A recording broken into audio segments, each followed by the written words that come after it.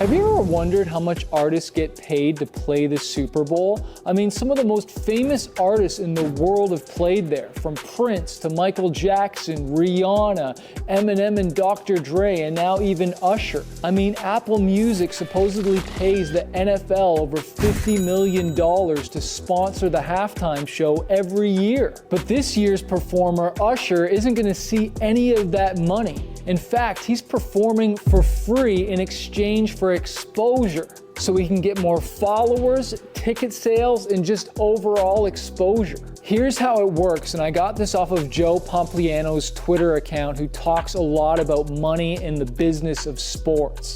First, NFL signs a $50 million sponsorship deal. Second, the artist gets a $15 million production budget. This budget covers 2,000 to 3,000 part-time workers, including set design, security, marketing, and dancers. Artists don't see any of that money. In fact, a lot of artists spend millions more to make their show even better. But why? The Weekend supposedly spent $7 million extra of his own cash to up his show and make it look awesome at Super Bowl 55, and supposedly Dr. Dre did the same thing. And the reason they do this is exposure. The Super Bowl is watched by over 115 million people. And if you wait till the end of this, I'm going to show you how you can be in front of millions of people, because a Super Bowl happens almost every single day. I remember why this exposure is so priceless. Like, think about it. So many different brands, not bands, brands, spend $7 million for a 30-second commercial. Usher will get a 13-minute uninterrupted commercial for free. The reason why this is more valuable than him just getting paid to play. The data proves it. Check this out. Supposedly, after Justin Timberlake performed at Super Bowl 53, he saw a 534% increase in music sales after the Super Bowl. Travis Scott's performance fee went from $500,000 to $1 million.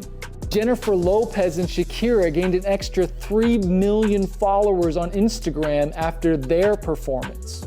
But it gets even crazier with Rihanna. Check out these mind-blowing stats. She became the #1 most streamed artist globally after her performance. 17 songs in the top 40 on Spotify. She gained 3 million extra Instagram followers, and Fenty Beauty searches went up 833%. Rihanna's performance had more viewers, 118 million, than the game, 115 million. You have to think here, a lot of these artists are playing the long term, right? They're not making those short-term decisions. They're not getting paid at all. They're putting all this time, effort, and their own money to get exposure, to be in front of millions of people, because they know the money is made on the back end. Have you ever heard that quote? Amateurs focus on the front end while professionals focus on the back end.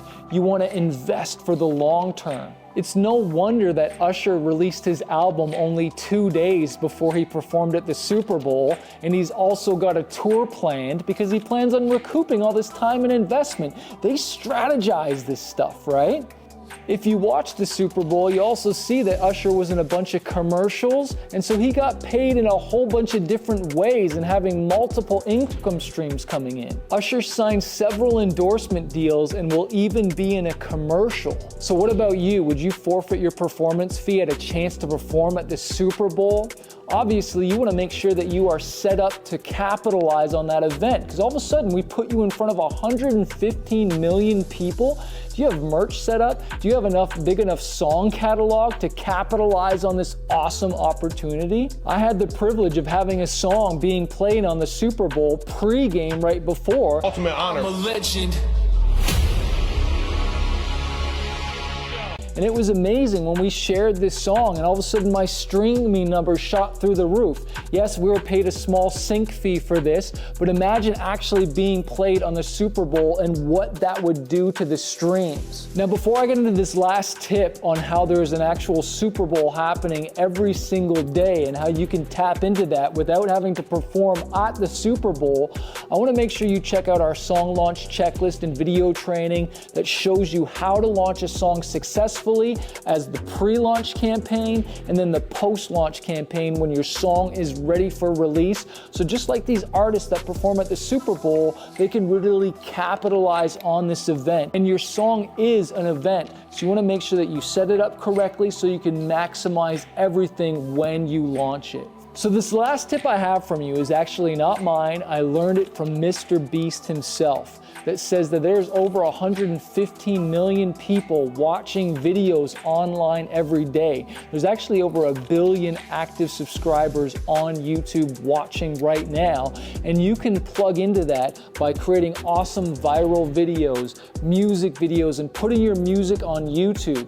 You know, I know that the main talk is always Spotify, and I love Spotify. Spotify is one of my main income streams for my music, but YouTube is an absolute beast for getting your music out there. But you want to make sure that you've got awesome thumbnails, you got really catchy videos, and of course, great music. But Mr. Beast even says that, look, there's a Super Bowl happening every day, and if you know how to make amazing content around your music, YouTube will share your music out for you. Unlike Facebook, where you got to pay for ads and they kind of suppress the content, YouTube is looking for viewers because they want to put ads in front of your videos. So if you just make awesome content, you have the opportunity to be in front of millions, billions of people for free.